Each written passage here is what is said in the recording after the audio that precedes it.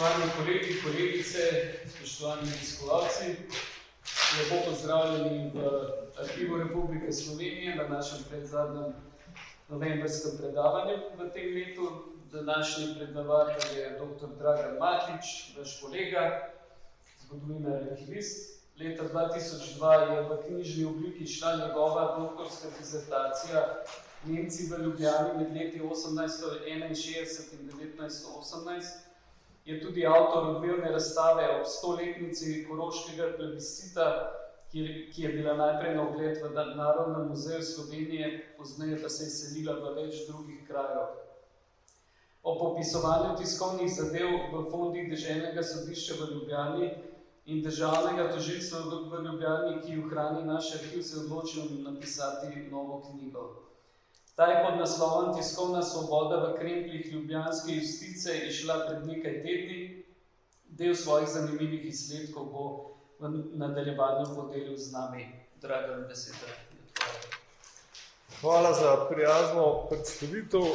Kot rečeno, že današnje predavanje na temo, ki je obsežna, je predstavljena v knjigi, ki je šla pred 2 mesecema. Kot je tudi že povedal predgovornik, gre za gradivo iz 2 fondov, iz fonda Deželno sodišče v Ljubljani in pa Državno tožilstvo v Ljubljani. Vse skupaj pa je omejeno na 2 obdobji in to je pač posledica ohranjenosti oziroma neohranjenosti arhivskega gradiva. Tako danes kot v preteklosti se je politika zavedala pomena medijev in skušala vplivati na njihovo poročanje, bodisi s podkupovanjem, to se pravi s korenčkom, ali represijo, to se pravi palico, klepajo cenzuro, sodnimi procesi zoper urednike oziroma zaplembami. To pa je iz preprostega dejstva, ker mediji so in mediji še vedno vplivajo na javno mnenje. Javno mnenje pa kasneje v demokraciji vpliva na volilne izide, v diktaturah pa na revolucije. V 19. stoletju smo imeli tiskane medije, to je časopise, takrat je bila regulacija medijev zelo enostavna, časopisi bili režimski ali opozicijski in ga je oblast spodbujala ali zatirala. V 20. stoletju, ko še ni bilo interneta, so bili to elektronski mediji, radio, kasneje televizija in pa časopisi in vsa stvar je bila še vedno obvladljiva s tem sistemom podkupovanja in represije, vendar že takrat dodajajo moderne prijeme manipulacije s potrošništvom. Naprimer, Goebbels je v nacistični Nemčiji dosegel, da so ciljno proizvajali poceni radijske aparate, ki so bili dostopni cenovno vsaki družini. Zdaj, v današnji dobi imamo internetne medije, socialna omrežja, radio in televizijo in časopise, to se pravi kombinacijo teh sodobnih in pa klasičnih medijev.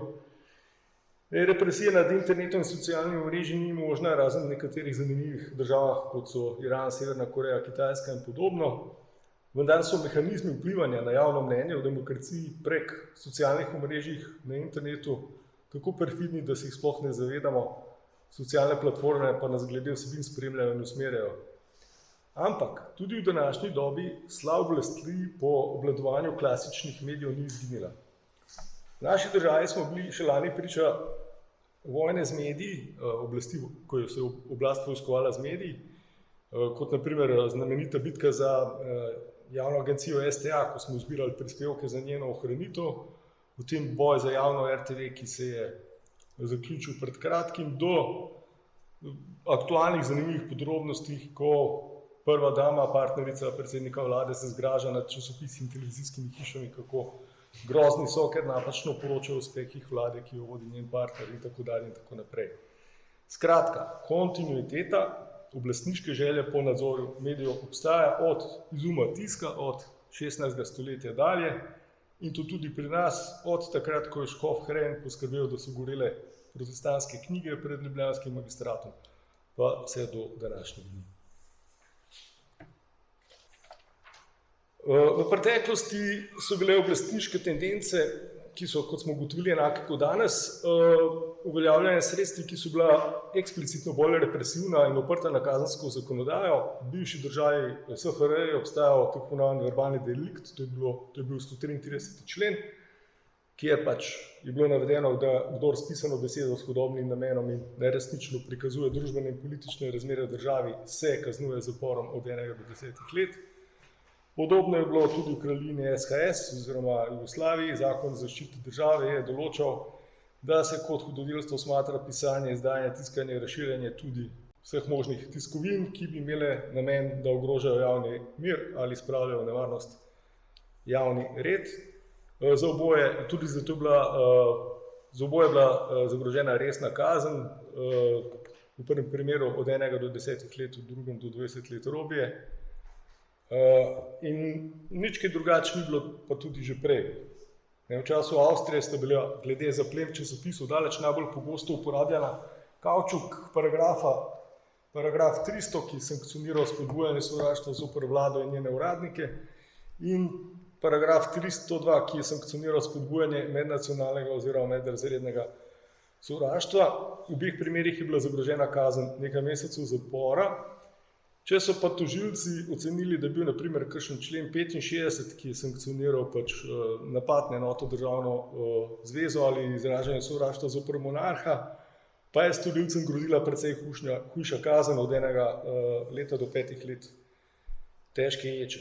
Vsekakor lahko ugotovimo, da se je primerljiva kontinuiteta na naših prostorih glede reguliranja tiskovne svobode raztezala skozi 19. in 20. stoletje, ker imamo iste elemente, to je režimsko naravnano pravosodje in splošno napisane kazenske člene, na podlagi katerih to pravosodje odloča.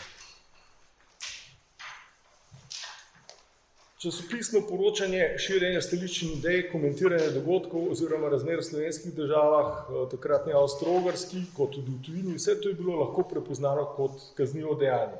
Organi, ki so izvajali posege zoper pregreške in hudodelstva, to je zločine storjene s tiskom, so bili policijski oddelek pri deželni uradi kot tiskovna policija, državno tožilstvo v Ljubljani, ta je skupaj s tiskovno policijo izvajala zasege, in deželno sodišče v Ljubljani, ki je o zaplembi dokončno odločalo in jo skoraj vedno potrdilo.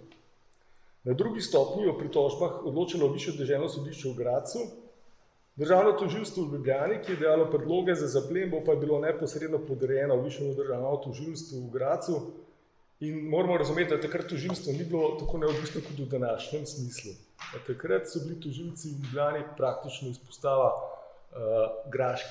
graškega višjega tožilstva, morali so poročati, morali so se zagovarjati, morali so izpolnjevati praktično ukaze na migljaje. Zdaj, velika večina tiskovnih zadev se je nanašala na zaplembe člankov z inkriminirano vsebino, kar je dejansko pomenilo zaplembo in uničenje celotne naklade. Če je bil zaplenjen samo en odstavek ali pa ena notica, je že kompleten časopis padel pod zaplembo, in ko je bila ta dokončno potrjena na sodišču, je bil tudi uničen, prepovedano je bilo pa tudi razširjanje teh izvorov. Tisti izvodi, ki so pa vendarle uspeli priti do bralcev, pa so ostali v lasti tega, ki je ta izvod imel, čeprav je bil zaplenjen, vendar ti izvodi se niso smeli brati na javnih mestih, to se pravi v javnih lokalih ali recimo v čitalnicah, na primer. Če pogledamo na hitro pregled oziroma kako se je razvijal nadzor oziroma regulacija tiska v avstrijski policiji in monarhije, je vse to obdobje mogoče v grobem razdeliti na pet obdobij. Prvo je predmarčno obdobje preventivne in represivne cenzure. Vsaka domača tiskovina je prednje šla v tisk morala pred cenzorja. Ta je črtal neprimerne dele teksta in potem je lahko šla v tisk ta vsebina pod tem pečatom cenzorja. Vsaka tuja vsebina ali pa vsaka tuja publikacija, ki je prišla pred državo, pa je pred distribucijo morala prestati pregled cenzorja. Naslednje obdobje je kratkotrajno obdobje nekaj mesecev leta 1848, ko vlada popolna svoboda tiska. Od jeseni 1848 naprej pa sicer uradno ni cenzure, je pa bilo treba najmanj 1 uro pred distribucijo vsake tiskovine policiji in tožilstvu predložiti obvezen izvod, da namero preučijo, če je tam karkoli spornega. Takrat je bilo za delikte storjeno s tiskom, zagrožene so bile visoke denarne kazni, zaporne kazni, uveden v sistem opozoril, po dvakratnem opominu je lahko šef deželne uprave celo za nekaj časa prepovedal izhajanje časopisa. In v teh razmerah so časopisi pisali bolj o vsem možnem drugem, samo o političnih zadevah, ne, da bi si na ta način izognali cenzuri, zaplembi in tako je pač bila uveljavljena tako imenovana samocenzura. Četrto obdobje ustavna doba, od decembra 1862 je bil sprejet tiskovni zakon in to hkrati zakonom o kazenskem postopku v tiskovnih zadevah, ki je uvedel proces z obtožbo javnosti o neposrednosti postopka. Odločanje o tiskovnih zadevah je bilo s policije preneseno na sodišča, obvezni izvod pa je bilo policiji in tožilstvu potrebnih dostaviti šele ob začetku raznašanja časopisa. Na žalost časnikarjev pa je bil uveden tudi objektivni postopek, o katerem bomo več govorili kasneje. Porotna sodišča o tiskovnih zadevah pa niso bila vzpostavljena. Urednike so sodišče na podlagi zloglasnih kavčuk paragrafov obsojala na zaporne in denarne kazni ter izgubo kavcije. V tem obdobju je bila cela vrsta urednikov slovenskih časopisov tudi zaprta, kot na primer Andrej Einšpiler, urednik časopisa Slovenec, ki izhaja v Celovcu, in on je izgubil tudi deželno-zborski mandat zaradi tega. Peter Graseli, urednik Triglava, Anton Tomšič, urednik Slovenskega naroda in tako dalje. Zdaj ponovna uvedba porotnih sodišč, ki so bila enkrat že uvedena leta 1848, je za vse tiskovne delikte, ne, je leta 1869 prineslo za urednike in novinarje olajšanje, ker so prve porotne obravnave pokazale, da se porotniki glede domnevnih tiskovnih deliktov ne strinjajo s tožilci, saj so bili uredniki praviloma oproščeni. Vendar je to časopisju na drugi strani prineslo neželene posledice. Tožilci so se čedalje bolj posluževali objektivnega postopka, kar pomeni, da so speljali zaseg in predlagali zaplembo, brez da bi dvignili tožbo zoper odgovornega urednika. Na ta način so se izognili poroti. Peljan je bil sistem, ki je bil po zatrjevanju urednikov slabši od cenzure. Časopisi so bili zaplenjeni že potem, ko so bile naklade natisnjene in tako je bila s tem izdajateljem povzročena škoda. Če tudi bi bil zaseg kasneje razveljavljen, kar je bilo pa komaj verjetno, bi dobili zasežene izvode nazaj šele čez nekaj tednov. Ti pa so, kot je v priliki pripomnil urednik Slovence Jakob Alešovec, po tolikom času bili vredni toliko, kolikor se je dalo iztržiti za strp papir oziroma na tisto, na kar so bili natisnjeni. V 70. letih 19. stoletja so zato v primeru, ko se je pričakovala zaplemba, ker so uredniki že sami vedeli, če so kaj spornega objavili, se je po izročitvi obveznega izvoda ustavili tiskarske stroje in se počakali nekaj ur, da vidijo, če bo prišlo do zaplembe ali ne. Od 80. let 19. stoletja pa se večji časopisi Slovenski narod, Slovenec, Dan, kasneje in pa Jutro, oprimejo druge taktike in ta traja vse do prve svetovne vojne. Ko pričakujejo zaplembo, se na njo pripravijo, natisnejo naklado, ki je namenjena Ljubljani, z množico raznašalcev jo hitro raznesejo pred prihodom policijskih agentov, velikokrat pa tudi uredniki stotine svojih teh izvodov, teh časopisov skrivajo po svojih stanovanjih ali drugih lokacijah, tako da so policijske preiskave na stanovanjih urednikov kar pogoste. Zdaj obstaja pa jo tudi cela vrsta neke vrste komične vojne, ker recimo uredništva in pa tiskarnarji pošiljajo tako imenovane svoje ovaduhe oziroma stražarje, ki oprezajo oziroma nadzorujejo to pot od prostorov tiskovne policije pa do tiskarne in ko ugotovijo, da ti policijski agenti prihajajo pač izvršiti zaplembo, signalizirajo to hitro v tiskarni se ustavijo stroji in potem seveda tudi ni možno, da bi bilo pretirano dosti izvodov zaplenjenih, škoda ni prevelika.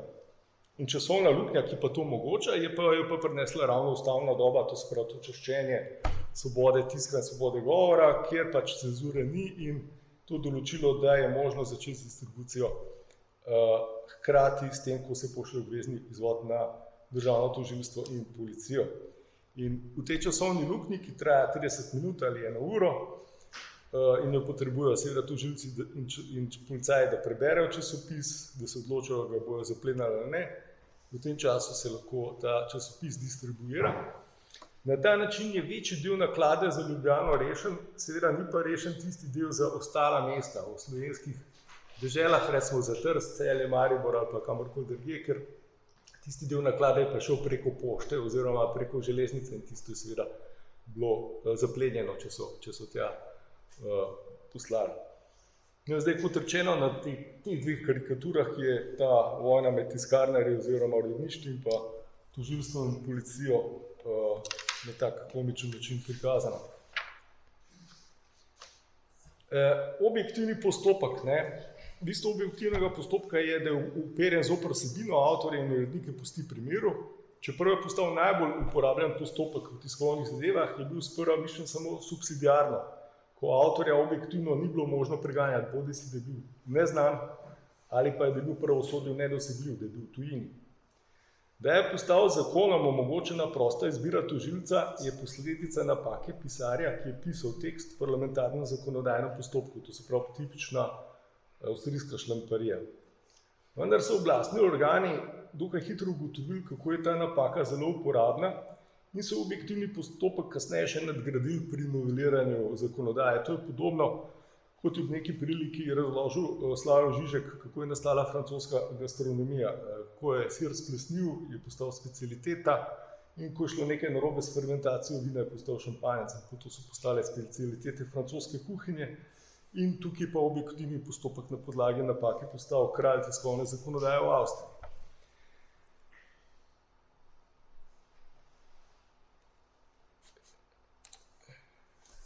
Potem, ko je bil opravljen zaseg, je tožilec predlagal zaplembo tročlanskemu sodnemu senatu in sicer na nejavni obravnavi, kjer urednik sploh ni bil prisoten in se ni imel možnost zagovarjati, ker postopek ni tekel zoper njega, tako so si takrat razlagali, ampak zoper brezosebno stvar, to je bil pač tekst.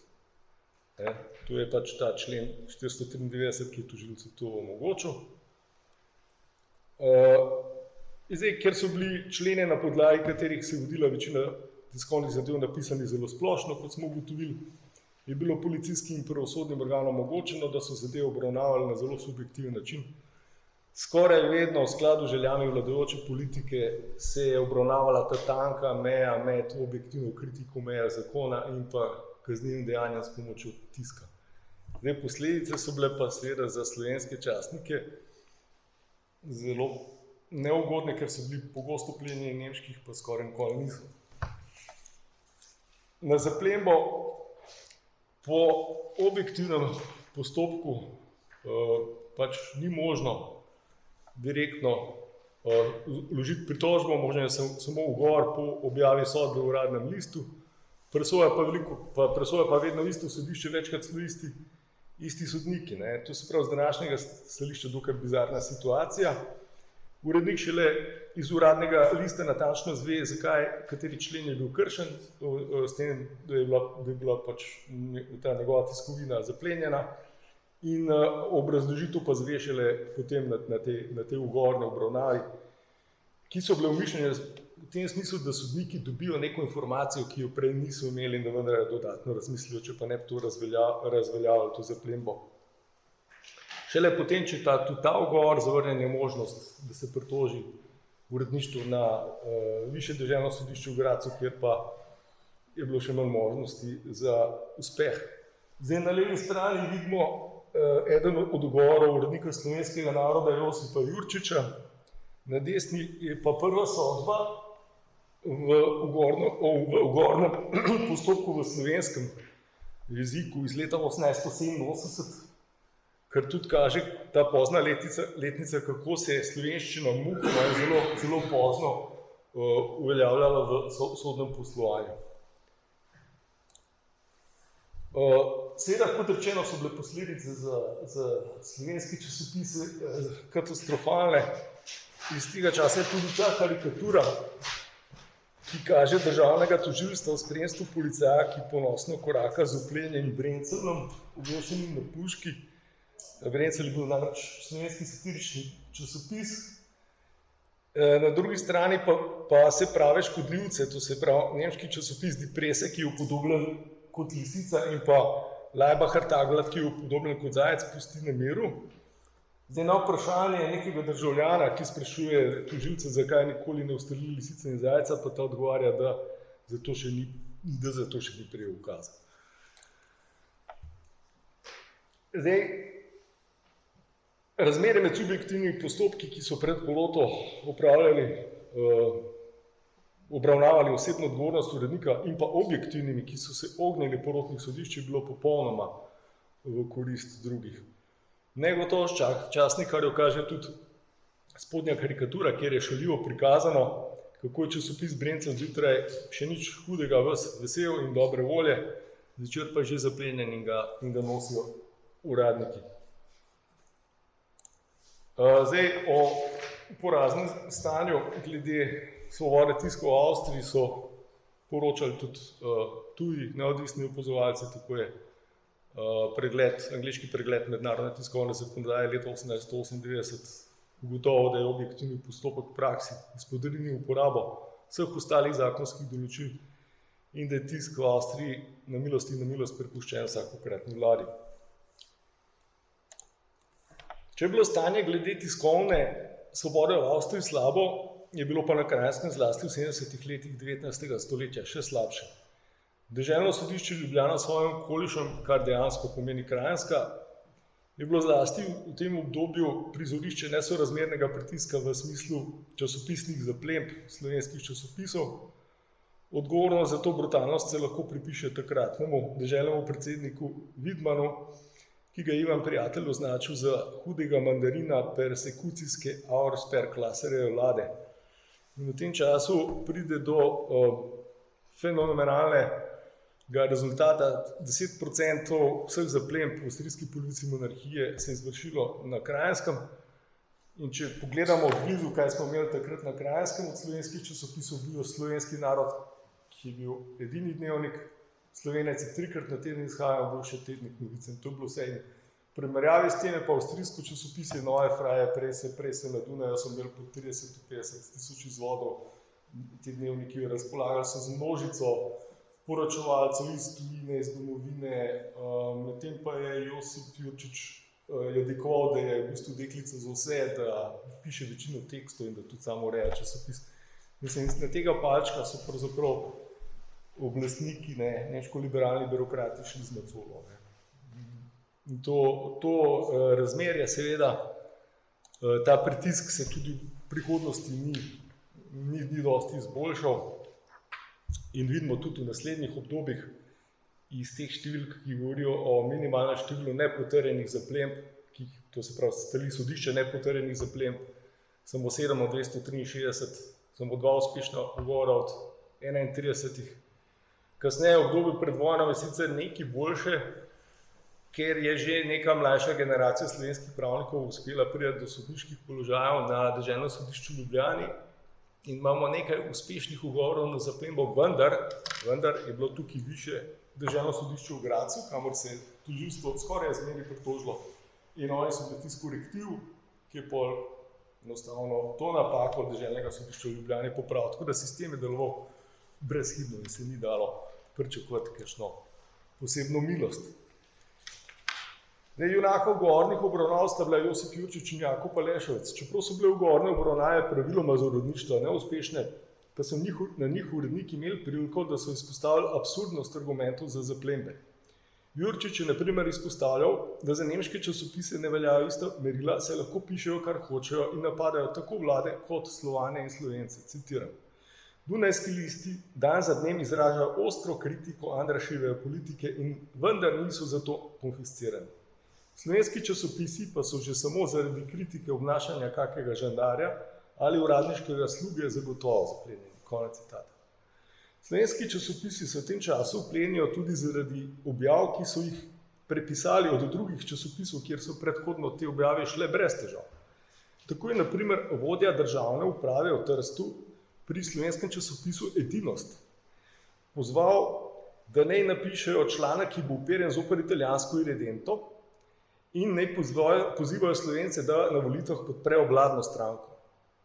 In ko je ta isti identični članek objavil Slovenski narod, pa so ga v Ljubljani zaplenili, ker ne bi ščuval sovraštvo zoper tržaške občinske oblasti in italijanski narod. To je prav, oblast sama ni vedela, kaj počne na enem koncu. Na enem koncu je članek spodbujala, da bo objavljen, potem, ki tisti članek izšel 100 km bolj severno, so ga pa zaplenili, zato ker je bil pač drugo državno tožilstvo in drugo pravosodje.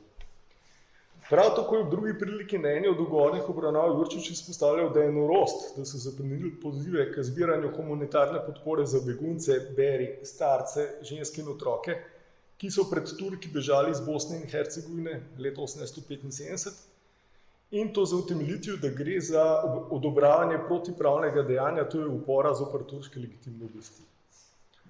Podobna abotnost je bila, da se je na primer zaplenilo notico, da bo Črna Gora napovedala vojno Turčiji, ker bi to lahko vznemirilo javnost. Aleš Ovec je po drugi strani na eni od odgovornih obravnav izpostavil, da je bil Slovenec 3-krat v enem tednu zaplenjen in da večkrat ni mogel biti, ker izhaja samo 3-krat na teden. Obenem je uspešno ovrgal obtožbo, da z objavami, da se pleni samo slovenske časopise, žali državno tožilstvo v Ljubljani. Aleš Ovec je namreč dokazal, da je to res, da nemških časopisov niti enkrat niso zaplenili. Ampak tudi v tem primeru je zaplemba ostala, ker je sodišče ugotovilo neko drugo napako oziroma neko drugo kršitev v tekstu in je potem popravilo napako državnega tožilstva, našlo drug člen in drugo utemeljitev in je časopis ostal lepo zaplenjen. Zdaj, eden od bolj slikovitih primerov, kako so se mednacionalne napetosti kresale na vsakdanji ravni, vsakdanje življenje, primer Barbare Kogl. Gospa Kogl je bila dokaj imovita veleposestnica, ki je živela na današnjem kongresnem trgu in je bila zavedna Slovenka, je imela pa snaho, ki je bila Nemka. In prek te snahe je prišel k njej na obisk tovarar Mergenthaler, ki se pred 2 leti iz Nemčije preselil v Ljubljano in odprl tovarno v Usnju. V prvem obisku se je vedel normalno, ko je prišel drugič, pa je postal nesramen in je gospod Kogl provociral. Brez povoda je začel razlagati, da oni, Nemci, imajo kulturo in civilizacijo, medtem ko so Slovenci neumni, popolni osli. Citiram, kaj je izjavil. Na oslih mora človek jezditi in mi jih bomo potolkli. Konec citata. Potem se je Mergenthaler še hvalil, kako dobro služi na teh oslih Slovencih in je izjavil naslednje, citiram. Ljubljano sem prišel pred 2 letoma z 8000 goldinarji in zdaj imam 15000 goldinarjev. Ti neumni slovenski osli delajo zame za 4 goldinarje. Ne morem nastaviti nobenega Nemca, saj bi ga moral plačati 14 goldinarjev. Ja, ti neumni Slovenci so čisti osli in na oslih je treba jezditi, sicer bodo oni jezdili na nas.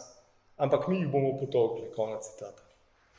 V času obiska je Barbari Kogl podnebnik prinesel najemnino, ker je oddajala stanovanja in ko ga je Kogla vprašala, ali štedilnik zdaj dela, ker je bil neki pokvarjen, je najemnik zamahnil z roko in rekel, bože.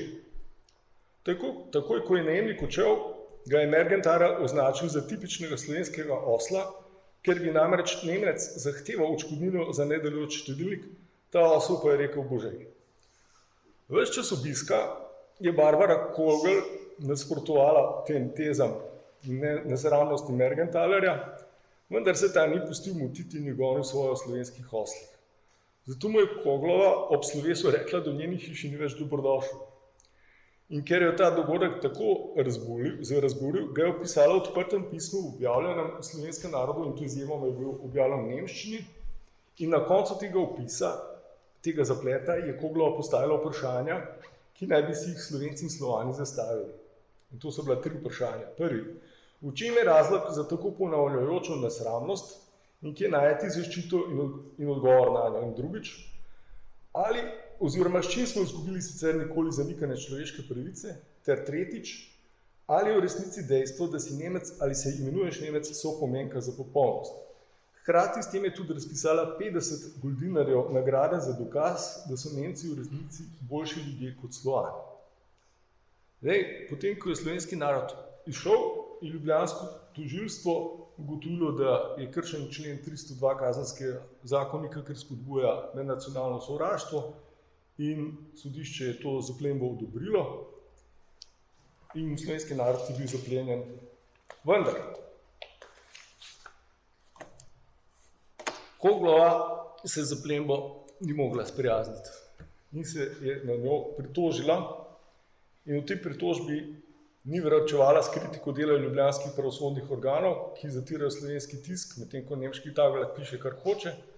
Obsojala je pa tudi vlado, ki načrtno diskriminira Slovane. Zahtevala je javno obravnavo, na katero naj se pozove tudi Mergenthalerja in da naj se jo tam prepriča njeno krivdo. Sodišče pa je pritožbo zavrglo, ker ni bila do nje upravičena, lahko bi se pritožilo samo uredništvo. Hkrati pa jo je zaradi nedostojnega pisanja, grobih žalitev in nespoštovanja sodišča kaznovalo z 20 dinarji. Koglova pa tudi s tem ni bila zadovoljna in se pritožila na Vrhovno sodišče na Dunaj. In tudi te pritožbe uporabljala sočen jezik, kot naprimer, citiram: najmanj, kar želim, je, da najvišje sodne instance neposredno izvedo, da pravosodni sistem s sodbami nas, davke plačujoče Slovane, kljub vsem zvodom, ki se proti nam uporabljajo, še ni zadušil, če tudi nas tak režim moralno in materialno uničuje. Konec citata. Vrhovno sodišče je njeno vlogo zavrglo in jo zaradi objestnega nadlegovanja sodišča in obenem zaradi nedostojnega načina pisanja kaznovalo s 25 dinarji. To se pravi dve kazni, 20 in 25. Ker ne prve, ne druge ni hotela plačati, je rubežnik deželnega sodišča v dveh obiskih v njeno stanovanje zaplenil pohištvo in predmete, in sicer dvojno visečo omarico, politirano mizo iz čvrstega lesa, svetlo politirano, divan z rdeče-zeleno prevleko, posteljni okvir, žimnat madrac, blazino in belo pobarvano omaro z vsebino cerkvenimi predmeti. Šele ko je dejansko grozilo, da je bodo te predmete prodali na licitaciji, Barbara Kogel obe kazni plačala, ob tem pa zapisala, da sta globi izrečeni brez dokazov in postopka, da vlada ne skrbi za koristi države in ljudstva, da nasilje ni nobena pravica. Ob koncu pa pribila, da se slovanski narodi v Avstriji zatirajo in se z njimi neprimerno ravna, pa tudi upozarjala, da sila rodi proti sili. No, in vendar firma Adolfa Mergenthalerja je lepo poslovala in iz leta 1928 vemo, da je to uspešno podjetje, ki se je uveljavilo. Oblecinični bi lahko rekli, da se je ta ježa na slovenskih oslih očitno izplačala. Kot smo že izpostavili, so obravnave zoper urednike časopisov bile zelo redke, saj so potekale pred porotnim sodiščem. Tožilci pa so se jih izogibali, ker so vedeli, da na ljubljanskem deželnem sodišču je težko sestaviti poroto, ki bi obsodila slovenske urednikov zaradi člankov, ki opisujejo resnično stanje, to se pravi zatiranje slovenskih nacionalnih zahtev. Tako se je v gradivu, ki ohranjajo za 19. stoletje, je možno najti samo dva subjektivna postopka zoper urednika Slovenca. Da je to stanje trajalo vse do konca monarhije, priča celo en dogodek iz leta 1908 po znamenitih teh septembrskih dogodkih, ko sta ustreljena Adamič in Ruder, pride do plohe psovk in zmerljivk v slovenskih časopisih na račun avstrijske soldateske. In en tak zapis je bil posebno sočen v tem pljuvanju po žandarmerijskih častnikih, ki so nesposobni, ki pa želijo klati in moriti Slovence, ker pač jih sovražijo, ker so Germani.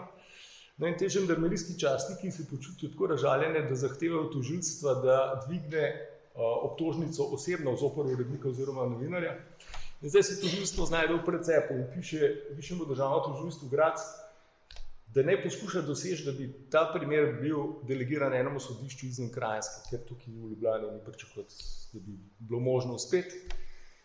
In iz Gradca jim sporočajo, ne, žal to ni možno, ni nobene pravne osnove in tudi na ta način bi bila spodkopana vera v pravno varstvo v Avstriji in dajte prepričati te žandarmerijske častnike, da oni umaknejo to zahtevo. In nekako so jih uspeli prepričati in ta zahteva je bila umaknjena.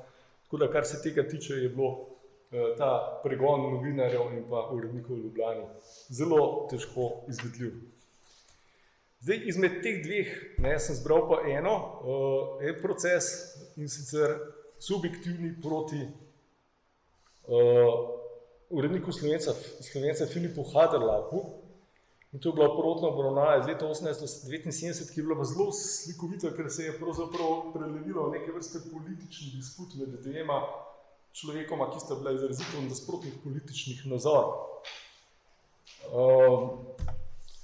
Zdaj, obravnava je bila za javnost zaprta, da javnost ne bi slišala zločinske vsebine, ki je bila razlog za zaplembo časopisa.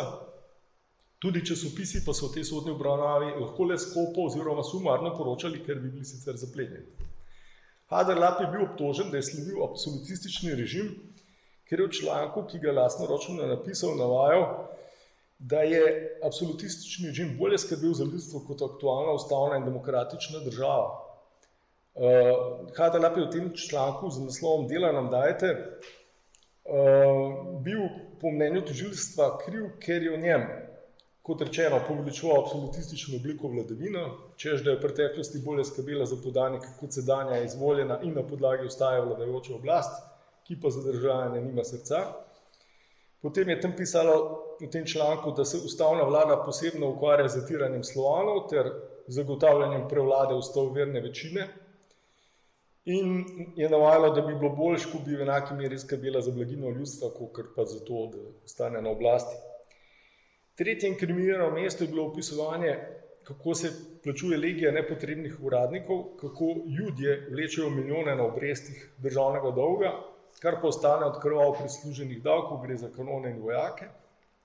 Tožilca pa je zbodla tudi trditev, da gre kmetija za kmetijo na boben, denar pa se na drugi strani meče skozi okna za Dunajsko opero, Dunajsko svetovno razstavo, za podpore bankam, železnicam, vladi prijaznemu rektilnemu časopisju, da se zidajo šole, v katerih se poučuje brezverski pouk, kar pa vse plačujejo kmetje, obrtniki, trgovci, ki jih nihče ne vpraša, ali so zaslužili dovolj, da bi plačali davke ali ne. In na ta način naj bi Haderlap spodbujal sovraštvo in zaničevanje državne uprave in ustajal oziroma zagrešil zločin motenja javnega reda in miru po členih 65 kazenskega zakona, za kar je bila zagrožena težka ječa. Do zapletov je prišlo že v preiskovalnem postopku, ker so Haderlapa na zaslišanje spravili le z grožnjo, da ga bodo sicer prisilno privedli. Na prvo vabilo v nemščini je Haderlap namreč odgovoril, citiram, ker ne obstoji nobena postava, sled katere bi bil jaz primoran nemški znati, vračam priloženo pisanje kot nerazumljivo nazaj in prosim, da bi se mi ista stvar po slovenski raztolmačila, obenem se opiram na člen 19 državnih osnovnih postavk. Konec citata. Sodnik Rehbach mu je odvrnil, da ne se ne šali in ne pride na zaslišanje, sicer ga bo res prisilno privedli, ker je notorično znano, da on obrana nemško in da kot urednik časopisa bi že po zadevi sami moral vladati nemščino. No in potem se je vendarle pojavil na zaslišanje in stvar je tekla naprej. In zdaj med samo razpravo oziroma obravnavo je Haderlap vztrajal na teh stališčih svojega članka, trdil je, da je kar je napisano v članku vse res in je to še podkrepil z izjavami. Zmerom bolj polne suječe, saj se ljudem, ko je to še mogoče, ne pomaga, ampak se jim vzame še zadnje premoženje. Šola vzgaja liberalizem in brezverstvo, tako šole kot teče pa je treba vzdrževati. Potem je še rekel, kmet in obrtnik, krčmar in trgovec, ti plačuj ti za vse skrbi, kdo te popraša, ali imaš ali nemaš, ali si kaj zaslužiš ali ne. Posebej zanimivo je to, kar je izjavil, citiram, ustavoverni poslanci so poskrbeli zase, skupaj z ljudi so ustanovili vse mogoče banke in družbe, ki jih lahko človek natančnejše opiše kot družbe za plenjenje. Avstrijski Lloyd, podjetje, ki splačuje 14% dividend in 7% nalaga v rezervni fond, dobi letno subvencijo nič manj kot $500,000 goldinarjev, ki jih morajo plačevati davkoplačevalci. In kdo dobi ta denar? Baron Rothschild in Königswarter, ki že več ne vejo, kaj bi počeli s svojim denarjem. Konec citata. Na drugi strani se sodnik Gerčar, ki je bil sicer rojen v Krašnji, blizu Lukovice, ni bil po poreklu, seveda tudi Slovenac, ampak je bil zadrt Nemčur in nemški liberalec v političnem profilu, se z njim s Haderlapom prepiral, mu večkrat grozil, da bo mu vzel besedo. Na koncu pa je v Dolgem goru nasprotoval, češ da je nemogoče primerjati absolutistično oblast z moderno ustavno državo. Gerčer je ob tem izpostavil dosežke ustavne vlade, kot naprimer gradnjo telegrafa in železnic oziroma ustanovitev javnih inštitucij. Posebej izpostavil, da ustavna država ne more priskrbeti vsakemu posamezniku delo. Nudi pa državno-pravni okvir, znotraj katerega mora vsak sam poskrbeti za svojo osebno blaginjo in je vsak zase odgovoren. Posebej je bil sodnik užaljen, ker je Haderlap kot primer dobrega vladarja navedel francoskega kralja Henrika IV., ki je dejal, da hoče svojemu ljudstvu tako vladati, da bo vsak kmet lahko ob nedeljah jedel pečeno kokoš. Torej, da je slavil tujega absolutističnega monarha, ne pa na primer ustavnega monarha Franca Jožefa, ki je z velikimi dobrodelnimi dejanji izkazal ljubezen do svojega ljudstva. Nadalje še sodnik Gerčer, ki je bil tudi predsednik deželnega sodišča Ljubljana, zagovarjal potrebo Slovencev, da znajo nemško, ker so obkroženi sosednji Nemci.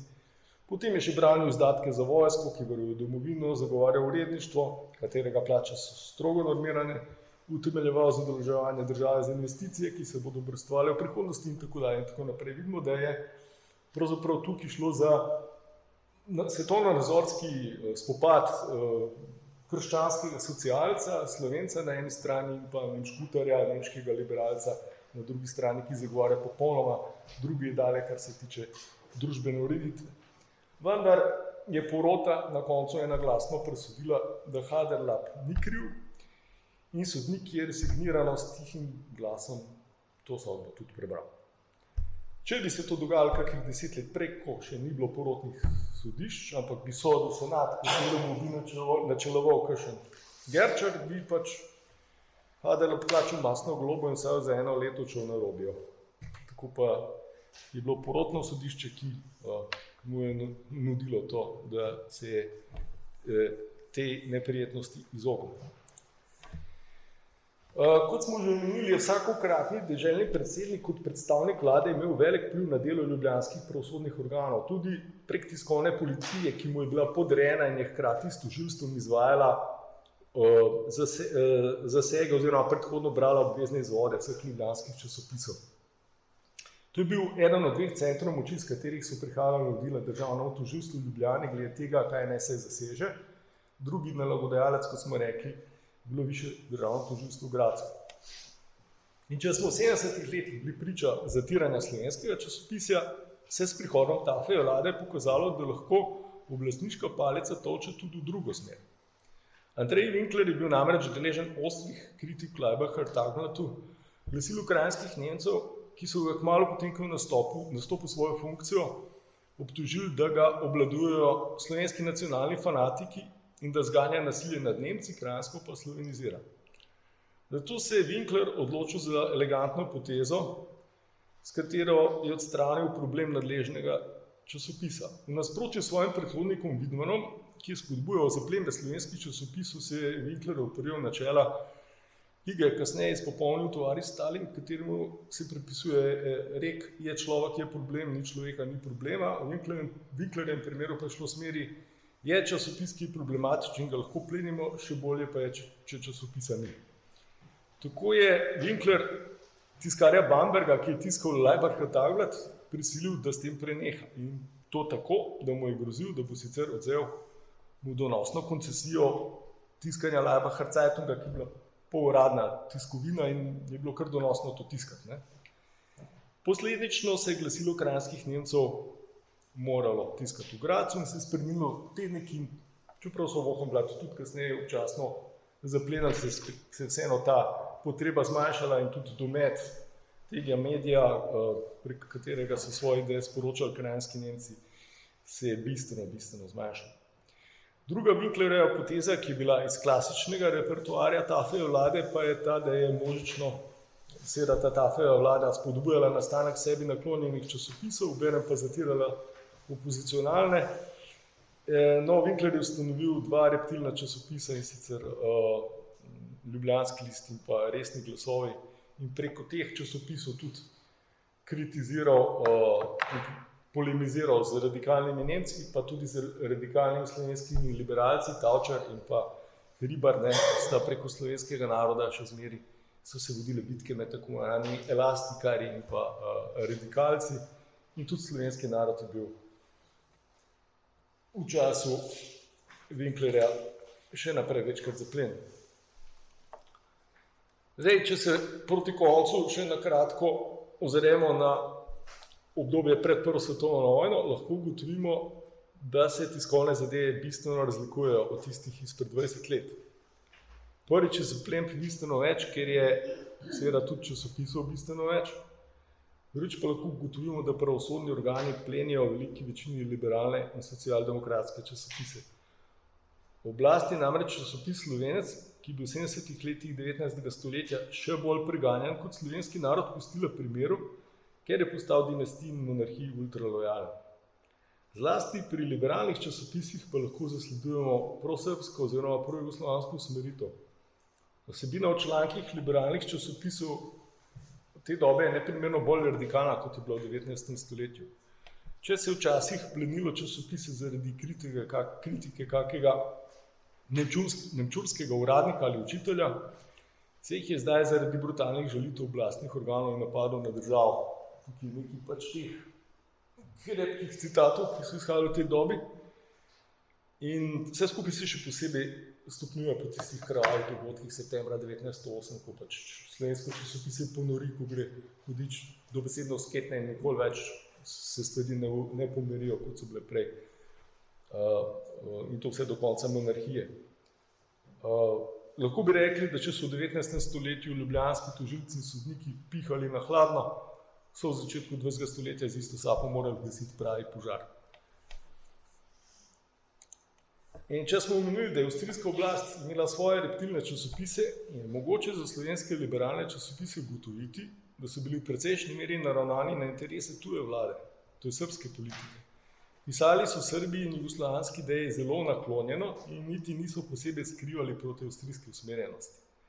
Leta 1909 je avstrijska ambasada v Beogradu predsedniku vlade na Dunaj sporočila, da je prejela informacijo, da se je Rastov Pustoslemšek v Beogradu sestal s srbskimi politiki in prejel 3000 dinarjev podpore za svoj časopis pod pogojem, da v njem še naprej širi Srbije prijazne članke. In po vojni je Pustoslemšek v svojih spominih navedel, da je bila ta informacija točna, da je ta denar res dobil ta namen.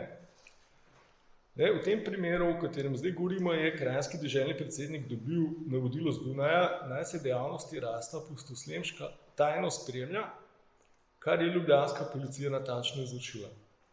Med drugim je zbirala informacije o njegovem zasebnem življenju, potem katere gostilne obiskuje, koliko denarja troši in katere namene in podobno. Na skici pa vidimo natančen prikaz Pustoslemškovega stanovanja na Rimski ulici 5, ki ga je skiciral policijski agent. Podobnega policijskega nadzora bo kasneje deležen tudi Milan Plut, urednik dnevnika Jutro, ki je bilo prav tako deležno denarne podpore iz Srbije, enako kot kasneje tudi dnevnik Dan. Zaključek je lahko strnjen v enostavnih ugotovitvah, da obravnavano obdobju tožilci in sodniki niso bili neodvisni od politike. Iz statistike, ki je podrobneje predstavljena v knjigi, je razvidno, da so v sodbah sodniki skoraj vedno sledili tožilskim predlogom. Sodišča in tožilstva so pretežno zasedali nemško nacionalno usmerjeni sodniki. Z delno izjemo takve vlade je bila pa tudi državna politika naravnana v to smer. Jaz mislim, da sem prišel do konca, tako da, če so kakšna vprašanja, če bo znal odgovorcem na voljo. Hvala.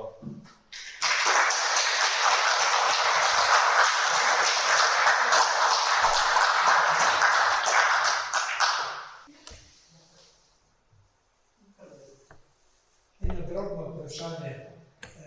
Kdor bere časopise, tistega časa vidi dostikrat prazne luknje, in tudi komentarje na tisto, kaj so nam storili in bla, bla, bla. Kako je pa to mogoče potem? Da namreč nekega članka niso mogli objaviti, ampak časopis pa je objavljen. Ja, stvar je v tem, da... Mislim, tista številka. Ja, se tudi piše v teh zapisnikih, ko pridejo te policijski agenti, povejo, da se je pač tisto, kar je že bilo natisnjeno s to sporno vsebino, uničilo in tako je bila pripravljena nova izdaja. In se je začela tiskati nova izdaja. To nova izdaja. Ja. V bistvu tista, ki je bila že zaplenjena s tem inkriminiranim člankom, je bilo tako sicer, da večinoma, kot sem rekel, so jo peljali po Ljubljani, pa so pol te sodne sluge in policijske agenti hodili od enega lokala do drugega in tisto plenili dol iz miz, pa hodili so, ne vem, v stanovanja Halešovcu, pa župniku Jeriču, pa pregledovali tam, pa zasegali. Ampak hkrati pa piše, da se je pa že naslednja izdaja pač nastavila in da je pač grejo takoj brez tega. Ne. Vse kasneje so bile te luknje tudi prepovedane. Od 1884 naprej za Pražaka je ena odlog, da ne smejo več tistih lukenj imeti. Jih morajo zapolniti z neko vsebino, karkoli že, ne vem, kaj se pol počelo. Tako nekako to šlo. No, meni je Pavlo očitno, ker je naveden konkretno. Ja, tako da je drugo. Ker itak morajo naročnikom, ne vem, v Trst poslati pa na druge konce. Tako da se tudi glede tega so ti tiskarnari politično že verzirani, kako je treba. Ne. Ker oni že vnaprej vejo, ne, ta članek verjetno ne bo šel. Ne. Oni bojo prišli, ne bomo mi. Plan B imeti. Ali še eno vprašanje. Kaj pa med prvo svetovno vojno? Cenzura. Ker je bila cenzura še pod vojaško upravo. A je to v bistvu še... Ja, se plemci. Sta bili dve tisti ali dve cenzuri ali kako potem? Tega nisem raziskoval, ampak mislim, da je bila cenzura enotna. Ne? In takrat pač itak tako, kakor je bilo rečeno za absolutistično dobo. Vsak tekst je šel z varnim pečatom cenzura, se tak sploh ne bi smel drugače. Edino tam že po začetku prve svetovne vojne se za nazaj plenijo neke stvari, ko naknadno bi ugotovil, da je nek almanah z leta 13 protidržaven ali pa tisti roman Gospodin Franjo, ki je za nazaj zaplenil. Ampak mislim, za tekoče stvari imajo pa cenzuro.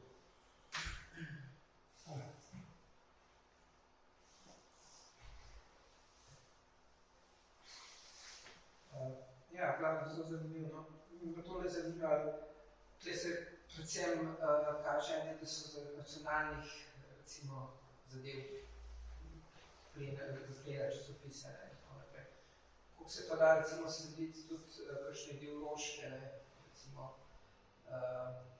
tako tudi zelo ad hoc, ali so bila kakšna navodila, kaj je zdaj tisto, kar ne bi prišlo v javnost.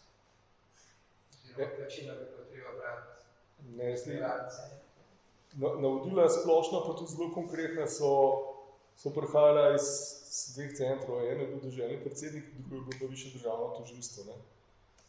Zdaj, glede nacionalnosti je že tisti, ki sem že razlagal v predstavitvi knjige, primer, ko je prišlo z višjega državnega tožilstva iz Gradca navodilo, najprej so poklicali po telefonu, pa telefon je deloval, pa so poslali telegram, da je treba zapleniti znamke s črno obrobljene z napisom 20.9.1908, ker je spominjal na septembrske žrtve in potem so te znamke začeli masovno lepati in ta pisma pošiljati oficirjem, dokler ni eno pregorjala varovalka, ki je dobil, ne vem, 10 pošiljk s to znamko.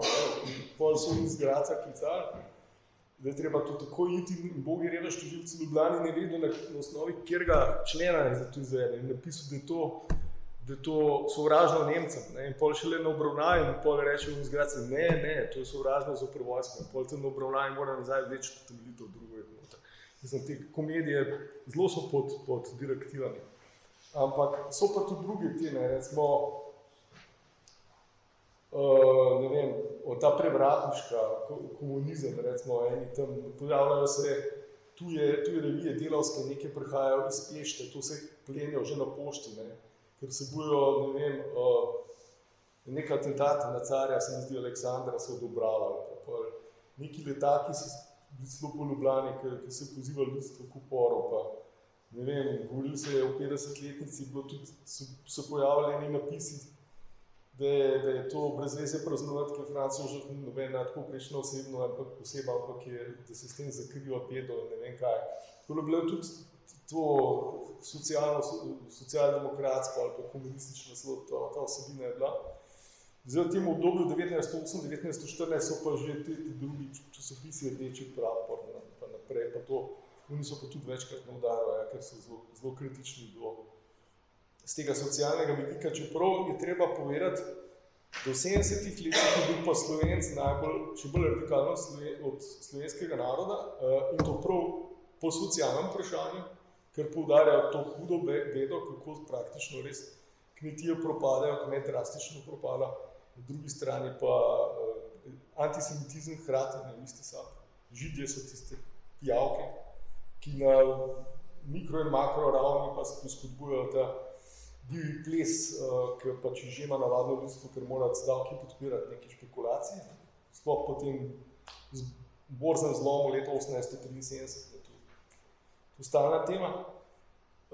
In Slovenci tukaj zelo kritični, po drugi strani pa da prenese teh konfesionalnih zakonov, to, da so brezversko šolo uvedli, to je nekaj groznega.